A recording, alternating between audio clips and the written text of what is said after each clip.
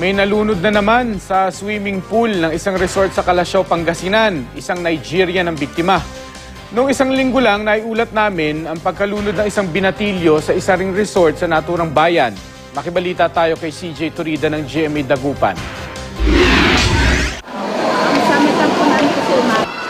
Dapat sabayan ng iba yung pag-iingat ang pagsuswimming ngayong tag-init dahil posibleng mauwi sa trahedya ang masayang pagpapapresko sa dagat at swimming pool.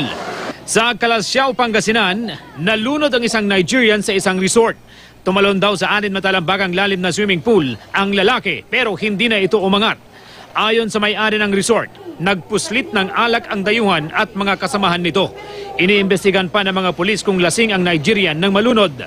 Noong nakarang linggo, nalunod din sa isa pang resort sa Calasiao ang isang binatilyong kakagraduate lang sa high school. Sa isang ilog naman sa Tayum Abra, nalunod ang isang batang 7 taong gulang. Nagtungo sa lugar ang babaeng biktima kasama ang kanyang lola, guro at kaklase. Nagpiknik sila para ipagdiwang ang pagtatapos ng school year. Inakala raw ng kanyang lola na naglalaro lang ang bata sa gilid ng ilog. Pero napansin nilang nawawala na pala ang bata. Ipinahanap ito sa mga otoridad hanggang sa matagpuan itong patay sa malalim na bahagi ng ilog.